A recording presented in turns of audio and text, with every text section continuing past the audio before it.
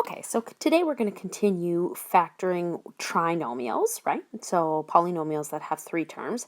And the difference from yesterday to today is that today we are going to look at what are called complex or even tricky trinomials. I tend to call them tricky trinomials.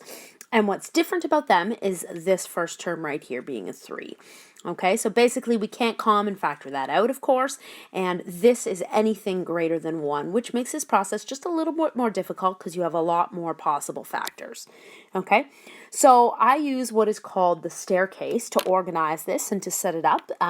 It's a quick method. There are other methods out there, and if you Googled this, there would be lots of different ways that you could do, but ultimately when you get to grade 11 or get to grade 12, you need to be fast at this, and so I find that the staircase helps organize your thinking a lot faster. Okay, so this is sort of the setup here. Okay, we put our first term up top. This is our staircase right here. We put our first term up top here, so we have our 3x squared.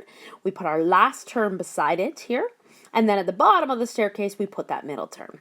And basically what you want to do is you want to find the factors for the first term. Okay, so in this case we're looking at a 3. Okay, both terms are going to have an x, so just like yesterday, that part's the same. Okay, but we find the possible factors of 3. In this case, the only two things that multiply to give you 3 are 3 and 1. And then we find the factors of -8. Okay, so obviously our options for 8 is 1 and 8 or 2 and 4, and one of the pieces would need to be negative, and we sort of look into that idea. Okay, so what we do is we sort of laid out our options, and basically we're trying to see what's going to work here. We put our middle term over here, and when we cross multiply here, so here I get 6x and here I get 4x. If I set it up like this, I'm looking to be able to get positive 2x. So then obviously I can see that I need this to be positive and this to be negative. So I have positive 6x minus 4x, which will give me 2x, and that's sort of the multiplication, and that's sort of the thinking. And then what's a little bit different about this is then our answers actually just lie right here. Okay, these are our answers right here. These are our binomials. So our binomials are 3x minus 4, okay, 3x minus 4, and x plus 2. X plus 2 right there. And of course, think back to how, of course, you can check your answer. You can check your answer by expanding it out using FOIL from the other day, and to double check that you get that same original polynomial.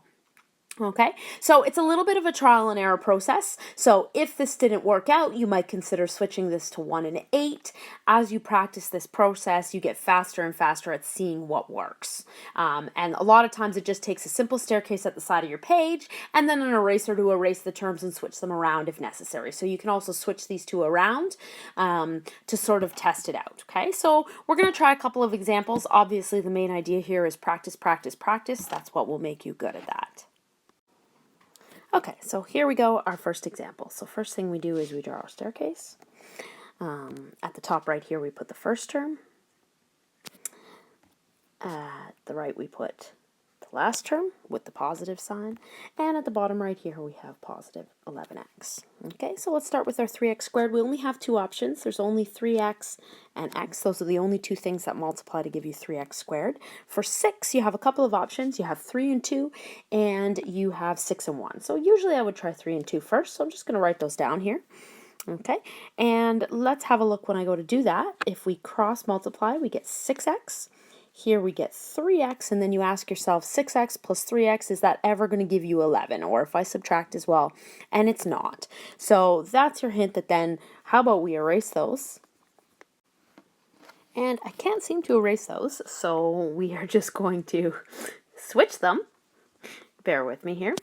And then when I multiply, notice I get 9x. If you want, some people write that over here. We get 9x, and here we get 2x. And of course, if those are both positive, then those are going to add to 11x. Okay, so what does that tell us? That if we just return to our original question, that tells us that 3x squared plus 11x plus 6 is going to equal, remember I told you before that these are where your binomials are. Okay, so our two binomials are 3x plus 2 and x plus 3. And again, always ask yourself, how can I check my work? I can just FOIL that out quickly in my head, okay? And it should work out nicely there. Let's try another one. Okay, so we set up our staircase. Here we have 6x squared. Here we have a negative 10. Here we have a 7x, okay? Options for 6x squared. Again, I'm usually going to try my 3 and 2 first. So I'm going to try 3x. I'm going to try 2x. And then my options for 10, I have 10 and 1. I have 5 and 2. A lot of times I'm going to try 5 and 2 first.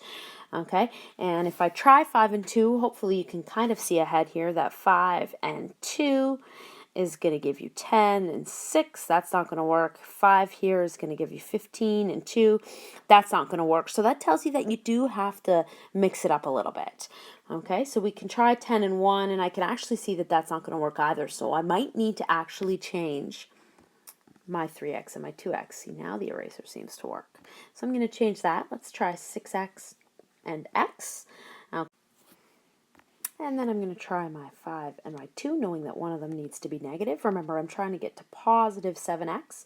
So it looks like here, if I cross diagonally there, I would get 12x. And then if I cross diagonally here, I would get 5x, and I actually do want that to be negative, so I'm going to make the 5 negative, and that'll give me negative 5x, and voila, that should work out, right? Negative 5x plus 12x gives me 7x. So again, note, here's our answer. Those are our binomials. Those are our factors, if you like. Okay, and as we conclude then, 6x squared plus 7x minus 10 is going to equal 6x minus 5 and x plus 2. So as you can see, a little bit of trial and error here for sure. You just want to make sure that you give it the time and you actually practice this process, because you do start to get a lot faster as you do it. Okay, so let's set up one more here to try. Hopefully you're getting pretty good at this by now. A good thing to do would of course be to pause the video and do the trial and error and try it on your own.